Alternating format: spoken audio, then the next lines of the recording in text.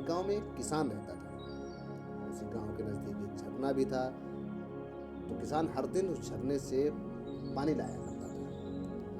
इस पानी लाने के लिए वो अपने साथ 2 घड़े ले जाता था और जिन्हें वह एक डंडे में बांधकर अपने कंधे पर दोनों तरफ लटका लिया करता था और अपने घर में लाया करता था। उनमें से एक जो घड़ा था वो बिल्कुल सही था, लेकिन एक जो दूसरा घड़ा था उसमें थोड़ा सा वो कहीं पर फूटा हुआ था।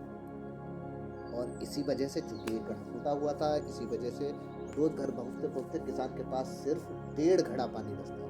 वहाँ से वो 2 घड़ा पानी भरता था, घर तक पहुंचते पहुंचते एक घड़ा फूटा था, इस वजह से वो आधा पानी गिर जाता था। तो इस प्रकार उसके पास रहता था केवल 1.5 घड़ा पानी। और ऐसा होना कोई नई बात नहीं थी, इसको होते हुए लगभग 2 साल बीत चुके थे। और जब 2 घड़े थे तो जो दूसरा जो सही था उसे इस बात का बहुत घमंड था कि मैं सही हूँ, दूसरा देखिए मालिक का कितना नुकसान करता है, इसको भरते हैं लाते हैं, लेकिन इसमें से आधा ये टपक जाता है। तो सही घड़े को तो घमंड था, दूसरे घड़े को बहुत उसका गिल्ट था कि मैं जो है उसकी मेहनत, मेरी वजह से इसकी मेहनत बेकार चली जाती है। एक दिन की बात है, वह घड़ा बहुत उदास हुआ, बहुत दुखी था। और जब उसकी परेशानी एक दिन हद से बढ़ गई तो उसने फैसला किया कि अब वह किसान से माफी मांगे। बूटे वाले ने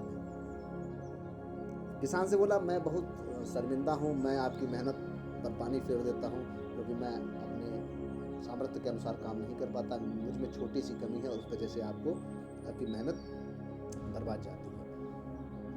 तो पिछले 2 साल से जितना पानी पहुँचाना चाहिए था मैंने सिर्फ उसका आधा ही पहुँचा पाया हूँ और मेरे अंदर ये बहुत बड़ी कमी है, ये फूटे हुए घड़े ने किसान से कहा, और इस वजह से आपकी मेहनत बर्बाद हो रही है।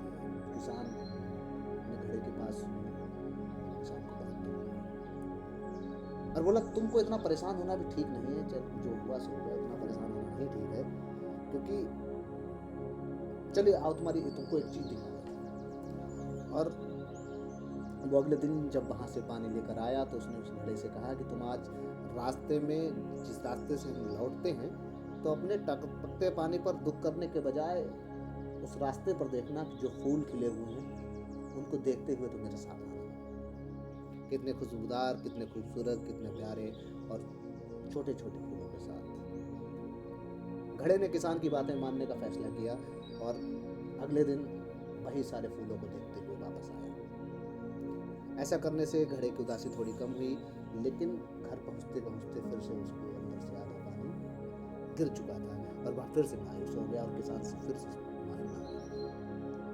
किसान ने कहा, शायद तुमने रास्ते पर ध्यान ही नहीं दिया, रास्ते में जितने भी फूल थे उनकी वजह तुम थे, और जिधर सही घड़ा हुआ करता था उधर कोई फूल नहीं था। जानते हो ऐसा क्यों? क्योंकि मैंने हमेशा तुम्हारे अंदर की कमी को जानता था और इसीलिए मैंने उसका लाभ उठाया। मैंने तुम्हारे वाले रास्ते पर जिधर तुमको मैं बांधता हूँ रंग बिरंगे फूलों के कुछ बीज बो दिए और हर दिन तुम थोड़ा थोड़ा करके उनको सींचते रहे और आज पूरा रास्ता इतना खूबसूरत बन गया। आज तुम्हारी ही वजह से लोग इन फूलों को भगवान को अर्पित कर पाते हैं, अपना घर सुंदर बना पाते हैं, प्रेमिका को भेंट कर पाते हैं। तुम ही सोचो, अगर तुम जैसे हो ऐसे ना होते तो भला क्या मैं तुमसे ये सब कर पाता। दोस्तों, इतनी सीधी आज की कहानी, और इस कहानी से हमको क्या शिक्षा मिलती है? इस कहानी से शिक्षा मिलती है कि हम सभी के अंदर कोई ना कोई कमी होती ही होती है, और यही वो कमियां हैं जो हमको कभी कभी अनोखा भी बनाती हैं, हमें इंसान बनाती हैं।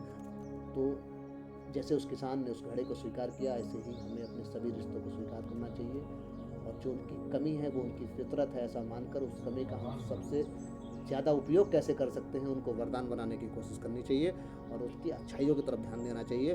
जब हम ऐसा करेंगे तो ऐसे हमारे टूटे फूटे घड़े, टूटे फूटे रिश्ते भी ऐसे ही मूल्यवान हो जाएंगे।